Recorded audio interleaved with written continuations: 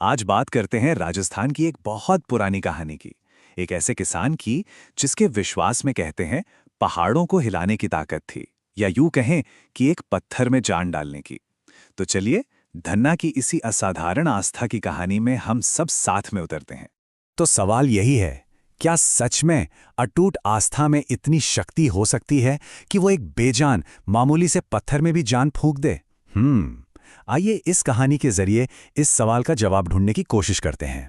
तो इस कहानी के जो हीरो हैं वो हैं धन्ना, राजस्थान के एक गांव में रहने वाले एक बहुत ही सीधे साधे किसान। अब देखिए, उनके दिल में ना भगवान के लिए विश्वास तो कूट कूट कर भरा था, लेकिन ये जो पूजा पाठ के बड़े बड़े मुश्किल तरीके होते ना, उनका उन्हें कोई भी अंदाजा नहीं था। उनके मन में बस एक बहुत ही भोली सी इच्छा थी। क्या? कि बस एक मूर्ति मिल जाए, एक विग्रह जिसकी वो दिन रात सेवा कर सकें, पूजा कर सकें। और बस अपनी इसी मासूम सी इच्छा को दिल में लिए वो पहुंच गए गांव के पंडित जी के पास। अब उधर पंडित जी अपने काम में काफी व्यस्त थे, और जब उन्होंने धन्ना का ये भोलापन देखा तो बस मजाक करने की सूझी। उन्हें क्या ही पता था कि उनका ये छोटा सा मजाक धन्ना की आस्था की सबसे बड़ी, सबसे कठिन परीक्षा बनने वाला है। और बस यहीं से कहानी ने एक ऐसा मोड़ लिया जिसकी किसी ने कल्पना भी नहीं की थी। पंडित जी ने क्या किया? उन्होंने एक मामूली सा गोल पत्थर उठाया, धन्ना के हाथ में थमा दिया और कह दिया कि यही पवित्र शालिग्राम है। बोले, लो, यही है तुम्हारे ठाकुर जी, तुम्हारे भगवान। और इतना ही नहीं, जाते जाते मजाक में एक और बात कह दी, एक ऐसा निर्देश जो धन्ना के लिए तो भाई पत्थर की लकीर बन गया। उन्होंने कहा, सुनो, इन्हें भोग लगाए बिना तुम खुद कुछ मत खाना। अब देखिए, पंडित जी के लिए तो ये सब मजाक था, लेकिन धन्ना के लिए, उनके लिए ये एक दिव्य आदेश था। तो बस धन्ना ने पंडित जी की एक एक बात को सच मान लिया।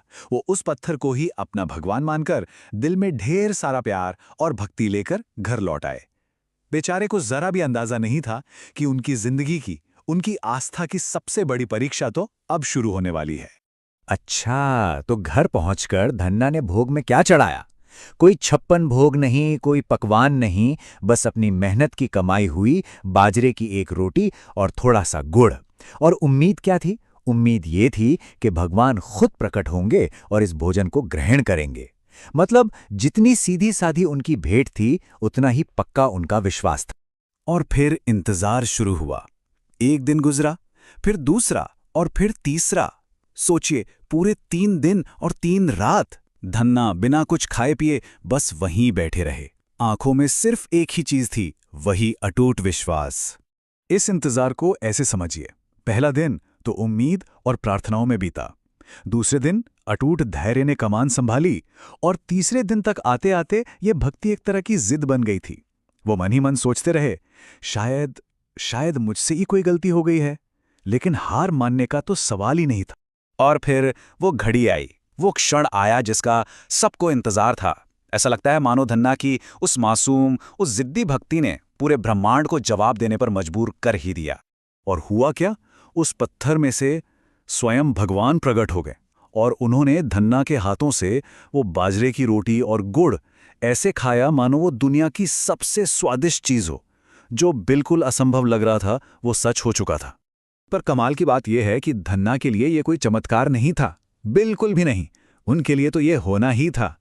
देखिए, उनके मन में शक या संदेह के लिए तो कोई जगह थी ही नहीं। इसलिए यह घटना उनके लिए उतनी ही नॉर्मल थी जितना कि रोज सुबह सूरज का निकलना। तो धन्ना की ये जो अद्भुत कहानी है, ये हमें सिखाती क्या है? ये असल में सरल और सच्ची भक्ति की जो शक्ति होती है ना, उसके बारे में कुछ बहुत बहुत गहरा बताती है। इसकी सीख को हम 3 जरूरी बातों में समझ सकते हैं। पहली और सबसे जरूरी बात, भाव ही सब कुछ है। बड़े बड़े कर्मकांड या दिखावा नहीं। भगवान को महंगे चढ़ावे नहीं, एक सच्चा मन चाहिए होता है। दूसरी बात कि अटूट विश्वास में इतनी ताकत होती है कि वो एक पत्थर में भी जान फूंक सकता है। और तीसरी कि ईश्वर चतुर और बहुत ज्ञानी लोगों से ज्यादा उन लोगों के करीब होते हैं जिनका मन सरल और भोला होता है। तो आखिर में ये कहानी हम सबके सामने एक बहुत बड़ा सवाल खड़ा कर देती है कि सच्ची भक्ति के लिए क्या शास्त्रों का, ग्रंथों का ज्ञान जरूरी है, या फिर धन्ना जैसी अटूट, सरल और मासूम आस्था ही काफी है?